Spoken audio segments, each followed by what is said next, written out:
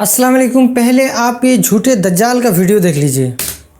یہاں لکھا ہے من کفر باللہ من بعد ایمانہ، کہ ایک بندہ ایمان والا ہو گیا، مومن بن گیا، اور اس کے بعد اس نے اللہ کو چھوڑ دیا. جیسے پاکستان میں تو بہت سے لوگ تھے سرکار کے ساتھ 12 سال رہے، 20 سال رہے، اور پھر ایک دن چھوڑ دیا.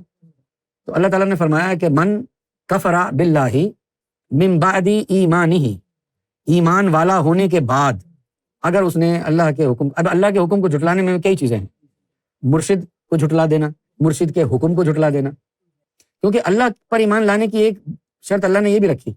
اگر اس نے اللہ کے حکم، اب اللہ کے حکم کو جھٹلانے میں کئی چیزیں ہیں. مرشد کو جھٹلا دینا، مرشد کے حکم کو جھٹلا دینا، کیونکہ اللہ پر ایمان لانے کی ایک شرط اللہ نے یہ بھی رکھی. اگر اس نے اللہ کے حکم، اب اللہ کے حکم کو جھٹلانے میں کئی چیزیں ہیں. مرشد کو جھٹلا دینا، مرشد کے حکم کو جھٹلا دینا. دیکھیے کیا بول رہے ہیں. کیونکہ اللہ پر ایمان لانے کی ایک شرط اللہ نے یہ بھی رکھی.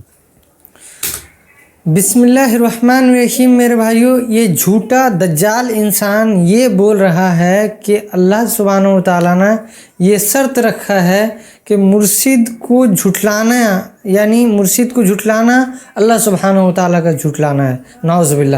اور یہ اپنا مرشد گوہر شاہی دجال کو مان رہا ہے، اور انہیں کبھی کبھی امام مہدی بھی مان رہا ہے، اور کیا کچھ مان رہا ہے. تو میرے بھائیو، کیا کسی انسان کو جھٹلانا، اللہ کو جھٹلانا، یعنی کسی انسان کی پیروی کرنا اللہ کی پیروی کرنا ہے؟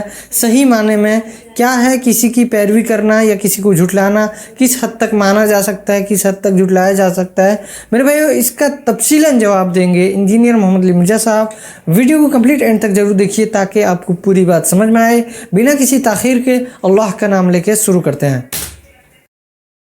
تو میں عرض کر رہا تھا کہ ہم جب آیات اور احادیث ڈسپلے کروا دیتے ہیں تو ہم خود ہی اعلان برات کر دیتے ہیں کہ آپ نے ٹیکسٹ کو فالو کرنا ہے. اس کے بعد کوئی ہم سے گیلا شکوہ بالکل نہ کریں. اس سے زیادہ اور اچھا کیا طریقہ ہو سکتا ہے کہ آپ عوام کو سیدھا قرآن و سنت کے ساتھ جوڑیں، جو قرآن میں ہمیں حکم بھی ہے. سورۃ النساء کی آیت نمبر 59 ہے، اعوذ باللہ من الشیطان الرجیم، بسم اللہ الرحمن الرحیم، یا ایھا الذین آمنوا اطیعوا اللہ واطیعوا الرسول. اے ایمان والو، اطاعت کرو اللہ کی اور اطاعت کرو اس کے رسول کی، عز وجل و صلی اللہ علیہ وآلہ وسلم، صلی اللہ علیہ وسلم. وَأُولِي الْأَمْرِ مِنْكُمْ، اور اپنے حکمران کی بھی، اپنے بڑے کی بھی. لیکن اس کے ساتھ اطاعت کا لفظ نہیں آیا تاکہ اسے کوئی ایبسولوٹ نہ مان لے، ریلیٹیو ہی مانا جائے. لیکن ساتھ ہی پھر آیا فَإِن تَنَازَعْتُمْ فِي شَيْءٍ فَرُدُّوهُ إِلَى اللَّهِ وَالرَّسُولِ. اگر تمہارا حکمران سے بھی جھگڑا ہو جائے، اپنے بڑے کے ساتھ بھی ہو جائے جھگڑا، تو معاملے کو تم نے پلٹانا ہے اللہ اور اس کے رسول کی طرف، یعنی رسول اللہ کی وفات کے بعد قرآن و سنت کی طرف. ظاہر ہے جب تک رسول اللہ دنیا میں موجود تھے تو ظاہر ہے اللہ اور اس کے رسول کی طرف مراد یہ ہے کہ رسول اللہ سے ہی پوچھا جائے جا کے. نبی اسلام کی وفات کے بعد آج کی ڈیٹ میں یا صحابہ کرام کے دور میں قرآن و سنت کی طرف آپ نے معاملے کو پلٹانا ہے.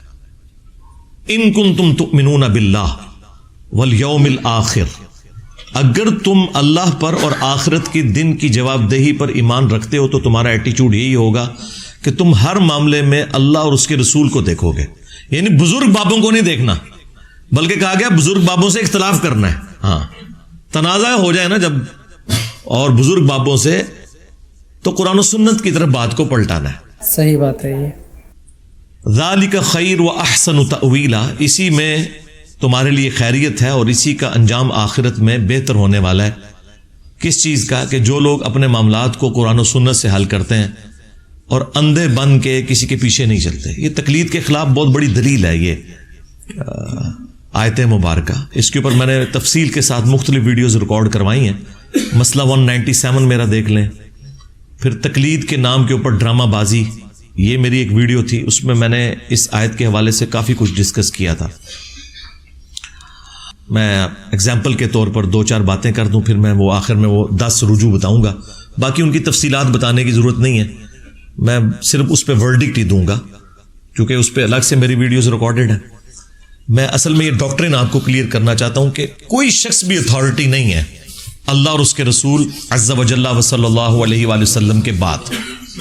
ایون خلفائے راشدین بھی ہیں نا، جن کی پیروی کا ہمیں حکم ہے، علیکم بسنتی و سنت الخلفاء الراشدین المہدیین، ان کی بھی اطاعت ایبسولوٹ نہیں ہے، ان سے بھی مسئلے مس ہینڈل ہوئے ہیں اور صحابہ کرام نے ان سے رجوع کروایا ہے۔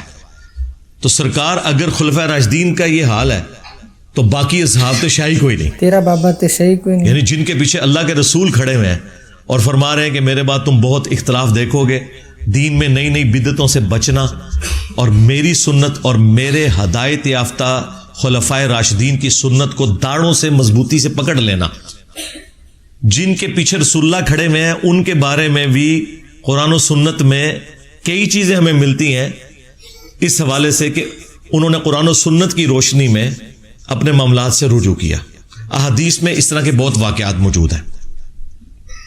اسی میں سے میں سیمپل کے طور پر ایک بڑے ہارڈ لائنر خلیفہ راشد سیدنا عمر فاروق رضی اللہ تعالیٰ عنہ، جو اپنی مینجمنٹ میں بھی اسٹرانگ تھے، علم کے اعتبار سے بھی اسٹرانگ تھے، ڈیسیژن میکنگ کے اوپر بھی اسٹرانگ تھے، اور ان کا روب اور دبدبا بھی تھا اپنی رعایا کے اوپر۔ ان کی مینجمنٹ کوئی ڈھیلی نہیں تھی۔ ان کی مثال بخاری اور مسلم میں آئی ہے۔ یہ ویسے تو ایک ہی مثال کافی ہے ان لوگوں کے لیے جنہوں نے اپنے بزرگ بابوں کو خدا کا درجہ دیا ہوا ہے۔ بخاری مسلم دونوں میں حدیث ہے، سیدنا عمر فاروق رضی اللہ تعالیٰ عنہ مسجد نبوی میں تشریف لائے تو انہوں نے دیکھا کہ حضرت حسان ابن ثابت اور حضرت ابو ہریرہ آمنے سامنے بیٹھے ہیں، اور حضرت حسان انہیں نعتیہ اشعار سنا رہے ہیں مسجد میں بیٹھ کے۔ تو سیدنا عمر نے انہیں تیکھی نظروں سے دیکھا، زبان سے کچھ نہیں بولا۔ خلیفہ راشد بھی ہیں، روب بھی ہے، اور دیکھ رہے اس شخص کی طرف ہیں جو شاعر ہے، جو بےچارے ول میں بھی بڑے کمزور ہوتے ہیں، بالکل ممی ڈیڈی ہوتے ہیں، آپ کو پتا ہے جو شاعر لوگ ہوتے ہیں ان میں کوئی سختی۔ اور حضرت حسان کے بارے میں اگر آپ دیکھیں تو کسی میدان جنگ میں بھی یہ سامنے نہیں جا سکے، شاعر ٹائپ تھے، ان کی ذرا مزاج ہی کچھ اور تھا۔ ان سے زیادہ تو صحابیات جو ہیں وہ میدان جنگ میں پرفارم کرتی تھی۔ اچھا، لیکن یہاں دیکھیں کیسی دلیری ان کے اندر آئی ہے، صرف دیکھا ہے حضرت عمر نے، اور ان کا عمر اس طرح نہ دیکھ میری طرف، تجھ سے بہتر شخص مسجد میں ہوتا تھا، میں انہیں بھی نعتیہ اشعار سناتا تھا، محمد رسول اللہ صلی اللہ علیہ وآلہ وسلم۔ اب حضرت عمر تو ایک دفعہ ہل گئے نا کہ یار یہ بندہ کون سا بول رہا ہے۔ انہوں نے کہا کہ اپنا گواہ لے کر آؤ۔ انہوں نے آگے سے نہیں کہا علیکم بسنتی و سنت الخلفاء الراشدین المہدیین۔ ان کو پتا تھا کہ جناب جب رسول اللہ کی بات آ گئی تو پھر میں تے شاہی کوئی نہیں، سرکار ایڈی میں تمہیں گل دسی ہے نا، شاہی کوئی نہیں، یہ ہر جگہ فٹ ہوتا جائے۔ تو حضرت حسان نے کہا کہ اے امیر المومنین، یہ حضرت ابو ہریرہ بیٹھے، ان سے پوچھیں۔ تو حضرت ابو ہریرہ نے کہا کہ میں گواہی دیتا ہوں کہ نبی صلی اللہ علیہ وآلہ وسلم نہ صرف نعتیہ اشعار سنا کرتے تھے بلکہ آپ دعا فرمایا کرتے تھے، اے اللہ روح قدس کے ذریعے حسان کی مدد فرما جس طرح تو نے عیسیٰ ابن مریم کی مدد کی تھی، وَأَيَّدْنَاهُ بِرُوحِ الْقُدُسِ، جو سورۃ البقرہ میں آیا۔ تو حضرت عمر خاموش ہو کے وہاں سے چلے گئے، یعنی یہ خاموشی میں ان کا رجوع تھا۔ دھیان سے دیکھیے، یہ بات کو غور کرنے کی بات ہے۔ اب اس ایک واقعے سے کتنے رزلٹ نکلتے ہیں؟ نمبر 1، خلیفہ راشد جس کی پیروی کا حکم ہے نا، وہ بھی اگر قرآن و سنت کے خلاف بات کرے تو آپ نے اس سے بھی اختلاف کرنا ہے۔ نمبر 2، خلیفہ راشد حضرت عمر جیسا ہو کہ بھی جب وہ دلیل سنتا ہے حدیث کی تو وہ سرنڈر کر جاتا ہے اپنے غلط فتوے سے۔ نمبر 3، حضرت عمر جیسا ذہین شخص، نبی الاسلام کا قریبی ساتھی، اس پہ بھی کچھ احادیث ایسی تھیں جو نہیں پہنچ سکی، تو سرکار پھر ابو حنیفہ، مالک، شافعی، احمد بن حنبل تے شاہی کوئی نہیں، رحمہم اللہ اجمعین۔ اچھا، اب یہ میرا جملہ کاٹیں گے اور کہیں گے وہ انجینئر صاحب نے مقابلے میں کہہ رہے ہیں شاہی کوئی نہیں۔ یہ کاٹا کریں، اس طرح کیا کریں، کیونکہ آپ کے اس طرح کے چھوٹے چھوٹے کلپ کاٹنے کی برکت سے ہی تو اتنی رونق لگ گئی دنیا میں۔ ہاں، لوگوں نے کیا ہے، یہ کیڑا پاگل ہے جو اس ماڈرن دور میں اس طرح بزرگوں کو چیلنج کرتا پھر رہا ہے، تو انہیں پتہ چلتا ہے بھئی وہ بزرگوں کی تعلیمات ہی تو آگے لے کے چل رہا ہے۔ ہاں، ان کے بزرگوں کی نہیں، جو قرآن و سنت کے خدمت گزار بزرگ تھے ان کی تعلیمات، کیونکہ سارے ائمہ نے ہمیں یہی سکھایا کہ ہماری کوئی بات بھی قرآن و سنت کے خلاف ہو اسے دیوار پہ دے مارو۔ یہ چاروں ائمہ کے اقوال شاہ ولی اللہ دہلوی نے حجت اللہ البالغہ میں باقاعدہ نقل کی ہیں، اور امام مالک نے تو کمال فرمایا کہ اس صاحب قبر صلی اللہ علیہ وآلہ وسلم کے سوا کوئی ایسا شخص نہیں کہ جس کی ہر بات مقبول ہو اور کوئی بات مردود نہ ہو، اور اس پلانٹ ارتھ پہ اس صاحب قبر صلی اللہ علیہ وآلہ وسلم کے سوا کوئی ایسا شخص نہیں کہ جس سے اختلاف نہ کیا جا سکے سوائے رسول اللہ کے صلی اللہ علیہ وآلہ وسلم. تو بس یہ کتابوں میں لکھی رہے گی، اور ہم اس لیے مطعون ٹھہرے ان کی نظر میں کہ ہم نے وہ پبلک کو بتا دی. یہ تو چاہتے تھے کہ ابھی بھی پردہ پڑا رہے. تو وہ دیکھیں حضرت عمر فاروق رضی اللہ تعالیٰ عنہ نے فوراً رجوع کیا. انہوں نے نہیں کہا کہ مجھ سے ایسی کوئی حدیث چھپی رہ سکتی ہے. اور ایک اور رزلٹ چوتھا یہ نکلا کہ حضرت عمر حضرت ابو ہریرہ کو ثقہ اور صدوق مانتے تھے. جس طرح بعض غالی شیعہ رافضیوں نے یہ کہا کہ حضرت عمر نے حضرت ابو ہریرہ پر پابندی لگا دی تھی حدیثیں بیان کرنے کے اعتبار سے، تو ان کا بھی رد ہو گیا کہ حضرت عمر حضرت ابو ہریرہ کو ثقہ اور صدوق راوی مانتے تھے، ان کی گواہی قبول کی ہے انہوں نے. تو یہ کتنے سارے مدنی ریزلٹس، مدنی پھول ملے اس ایک واقعے سے. ایک اور واقعہ سنیں، بخاری مسلم دونوں میں ہے وہ. یہ ابو ہریرہ جو حدیث کی فیلڈ کے امام ہے، سب سے زیادہ حدیث جس بندے سے روایت ہے، جو امیر المومنین حضرت عمر کو بھی حدیثیں بتا رہے ہیں جو حدیثیں انہیں نہیں پتا. ان کے ساتھ بھی مس ہیپننگ ہو گئی، بخاری مسلم دونوں میں. یہ 30 سال تک یہ فتویٰ دیتے تھے، حضور کی وفات کے بعد 30 سال تک یہ کہتے تھے. یہ 30 ایئرز میں نے اس لیے نکالے ہیں کہ یہ خلافت راشدہ کے بعد کا واقعہ ہے، کیونکہ مروان بن حکم جب مدینے کا گورنر بنا تو وہ حضرت معاویہ رضی اللہ تعالیٰ عنہ کا دور تھا. اس زمانے میں آ کے حضرت ابو ہریرہ نے توبہ کی اپنے اس غلط فتوے سے. تو یہ 30 سال ایٹ لیسٹ بنتے ہیں خلافت راشدہ کے، آپ وہ 30 سال کر لیں. 30 سے کم نہیں بنتے، زیادہ ہی بنتے ہیں. یہ واقعہ بھی دھیان سے سنیے، آپ پورا دھیان سے سنیے.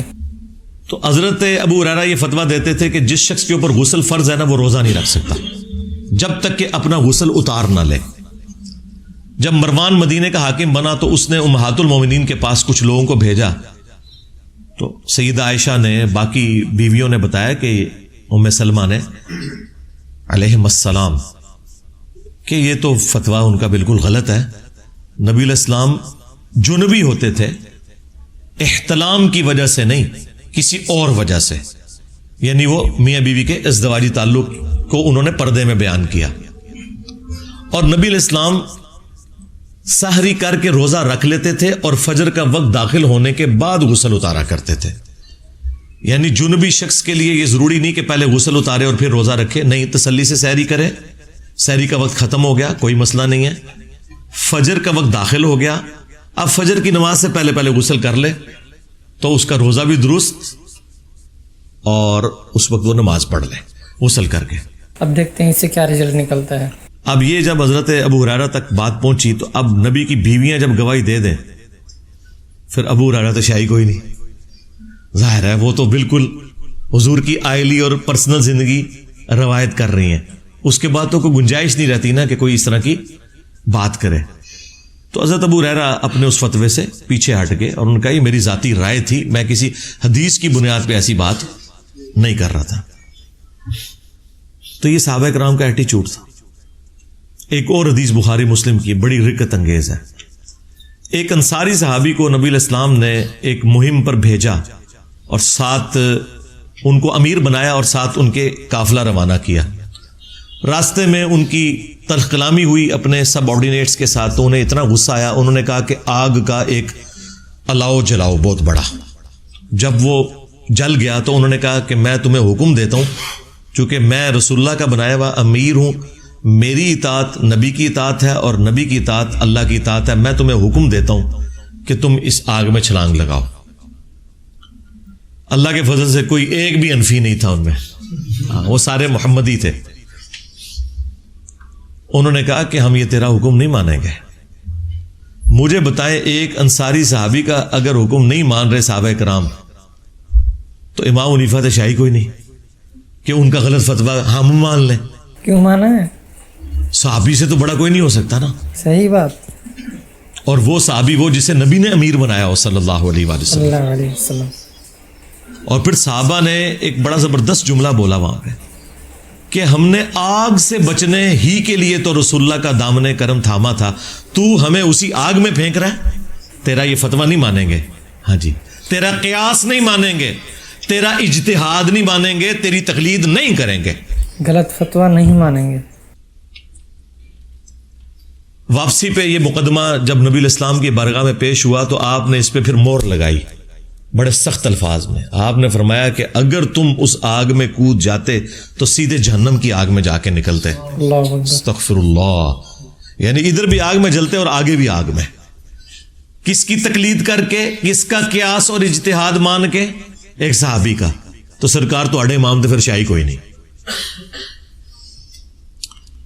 پھر آپ علیہ السلام نے فرمایا کہ مخلوق کی اطاعت صرف معروف میں ہے، منکر میں نہیں۔ اللہ کی نافرمانی میں کسی مخلوق کی اطاعت جائز نہیں ہے۔ یعنی آپ نے دیکھنا ہے کہ اللہ نے کیا فرمایا، اس کے رسول نے کیا فرمایا عز و جل و صلی اللہ علیہ وآلہ وسلم۔ یہ تو میں صرف آپ کو وہ واقعات بتا رہا ہوں جو بخاری مسلم میں رپورٹ ہوئے ہیں، صحابہ ورسز صحابہ۔ اب کسی کو وہاں آ سکتا ہے کہ نیچے سے کوئی مثال دیں تو سرکار وہ سن لو، پھر بڑی تگڑی مثال جائے۔ صحیح مسلم 4776۔ پورا دھیان سے سننا ہے، یہ بہت زبردست حدیث ابھی بتائیں گے۔ عبداللہ بن عمر بن عاص خانہ کعبہ کی دیوار کے ساتھ ٹیگ لگائے بیٹھے ہیں اور اطاعت امیر کے اوپر حدیث سنا رہے ہیں کہ اپنے امیر کی، اپنے حکمران کی اطاعت کرنی ہے۔ اتنے میں ایک تابعی آتا ہے عبد الرحمن بن عبد رب کعبہ، اور آ کے کیا سوال کرتا ہے؟ جب وہ حدیث سنتا ہے تو وہ کہتا ہے کہ کیا یہ حدیث آپ نے رسول اللہ سے خود سنی ہے کہ ہر حال میں اپنے امیر کی اطاعت کرنی ہے؟ تو انہوں نے کہا ہاں، میرے کانوں نے سنی، میری آنکھوں نے رسول اللہ کو دیکھا، میرے دل نے حضور کی بات یاد کی کہ اطاعت امیر کرنی ہے۔ تو انہوں نے کہا اگر یہی بات ہے تو آپ کے چچا کا لڑکا معاویہ ابن ابی سفیان رضی اللہ تعالی عنہما، ہم تو احترام سے ہی نام لیں گے، وہ تو ہمیں حکم دیتے ہیں کہ ہم لوگوں کو ناحق قتل کریں اور لوگوں کا مال حرام طریقے سے ہڑپ کریں۔ سرکار یہ کوئی تاریخی روایت نہیں ہے، یہ صحیح مسلم 4776 نمبر حدیث ہے۔ یہ دیکھ لیجئے اسکرین شاٹ۔ اب یہ اتنی سخت بات تھی اور اب عبداللہ ابن عمر بن عاص تھوڑی دیر کے لیے خاموش ہو گئے کہ اب میں اس کو کیا جواب دوں، یہ بیچارہ انجینئر کی ویڈیو سے متاثر ہے، انورٹڈ کاماز میں۔ تو انہوں نے سر اٹھایا اور وہی بات کی جو انجینئر صاحب آپ سے کر رہے ہیں اتنی دیر سے۔